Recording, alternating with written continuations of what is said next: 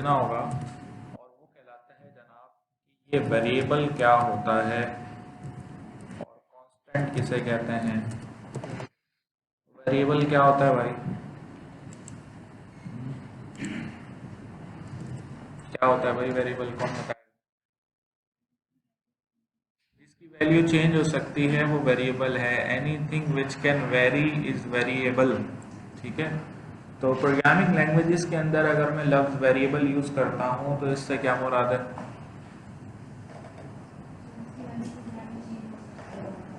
सही है।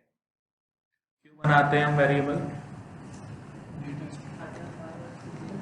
कोई वैल्यू स्टोर करनी है मुझे कंप्यूटर के अंदर, मेमोरी के अंदर, तो उसके लिए मैं वेरिएबल बनाता हूँ। ठीक है, अच्छा वेरिएबल बनाने के लिए क्या मैकेनिज्म यूज होता है, क्या कॉन्सेप्ट है इसका? मिसाल के तौर पे मैंने यहाँ पर आपके सामने लिख दिया इंटीजर i इक्वल्स टू 10। अब ये एक लाइन है, इंटीजर i इक्वल्स टू 10। अभी जो लाइन है जनाब इंटीजर i इक्वल्स टू 10, इसमें बहुत सारी चीज़ें। सबसे पहले जो इसमें लिखा हुआ है ना इंटीजर, इंटीजर से मुराद है जनाब एक डेटा टाइप, इसको बोलते हैं डेटा टाइप। डेटा टाइप से मुराद हम ये बताते हैं कि ये जो आई है इसकी डेटा टाइप क्या है। तो सी शार्प में मुख्तलिफ किस्म की डेटा टाइप्स अवेलेबल हैं, वो अभी डिस्कस करते हैं। आई को यहाँ पर आप कहेंगे कि आई बेसिकली एक वेरिएबल है। अच्छा, यहाँ पर ये जो इक्वल्स टू लगा हुआ है ना, इसको कहा जाता है असाइनमेंट ऑपरेटर। और ये जो 10 लिखा हुआ है इसको आप बोलेंगे कांस्टेंट। ठीक है, तो यहाँ पर इंटीजर i इक्वल्स टू 10 में इंटीजर एक डेटा टाइप है, i वेरिएबल है, इक्वल जो है वो असाइनमेंट ऑपरेटर है, जबकि 10 कहलाता है कांस्टेंट। जबकि ये जो सेमी कॉलन लगा हुआ है इसको आप टर्मिनेटर कहते हैं। इसका मतलब ये है कि लाइन एंड हो गई। तो ये जो लाइन है इसमें हो क्या रहा है, इसमें हो ये रहा है कि एक वैल्यू है 10 और उस वैल्यू को i नामी वेरिएबल में स्टोर किया जा रहा है। और ये जो int इंटीजर हमने लिखा हुआ है, इससे मुराद ये है कि i की मेमोरी में जो जगह एलोकेट हुई है i के लिए वो 4 बाइट है। ये जो हम डेटा टाइप मेंशन करते हैं, तो डेटा टाइप मेंशन करने से वेरिएबल के लिए मेमोरी में जगह एलोकेट हो जाती है। ठीक है, तो डिफरेंट डेटा टाइप्स के लिए डिफरेंट मेमोरी की साइजेस हैं जो एलोकेट होते हैं, और फिर जिस तरह की वैल्यू होती है ना, उस तरह का हम डेटा टाइप यूज करते हैं। मिसाल के तौर पे अगर कोई नंबर है तो आप यूज करेंगे इंटीजर। सही, मैंने यहाँ पे लफ्ज यूज किया है 4 बाइट। 4 बाइट से क्या मुराद है? 4 बाइट का मतलब है 32 बिट्स। 32 बिट से मुराद है 32 1 0 का कॉम्बिनेशन। एक बिट में या तो 1 आता है या 0 आता है। ठीक है, और 8 बिट्स मिलकर बनाती हैं एक बाइट। सही है, तो इंटीजर 4 बाइट का होता है।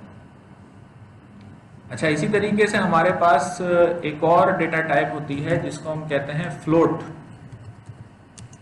फ्लोट डेटा टाइप का साइज भी 4 बाइट ही होता है, लेकिन इसकी खास बात ये होती है कि इसमें आप डेसिमल नंबर स्टोर कर सकते हैं, फ्रैक्शन नंबर स्टोर कर सकते हैं। क्योंकि अगर आप बाइनरी लैंग्वेज पढ़ेंगे तो उसमें आपको अंदाजा होगा कि जो ये फ्लोटिंग नंबर होते हैं इनको स्टोर करने का तरीका अलग होता है और नॉन फ्लोटिंग नंबर्स का स्टोर करने का तरीका अलग होता है, तो इसलिए डेटा टाइप डिफरेंट है। अगर आपको ज़्यादा स्पेस चाहिए तो हम यूज़ कर सकते हैं एक डेटा टाइप कहलाती है डबल।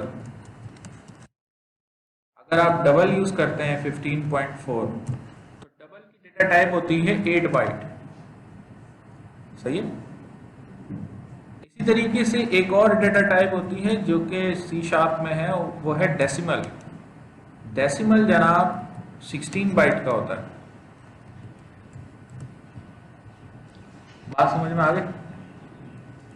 तो ये 4 डेटा टाइप ज्यादातर आप देखेंगे सी शार्प के प्रोग्राम में। इसके अलावा भी होती हैं, जैसे अगर आप बाइट डेटा टाइप यूज कर लें तो उसमें एक बाइट आती है, यानी एक बाइट का मतलब है 8 बिट।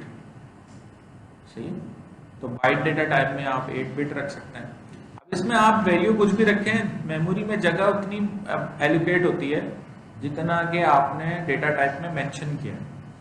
ठीक है? फिर दूसरी चीज जनाब इसके अंदर ये है, और डेटा टाइप्स कौन कौन सी हैं। जैसे एक डेटा टाइप है कैरेक्टर। कैरेक्टर डेटा टाइप में आप कोई कैरेक्टर स्टोर कर सकते हैं, ABCD। वो कैपिटल लेटर्स में भी कर सकते हैं, स्मॉल लेटर्स में भी कर सकते हैं।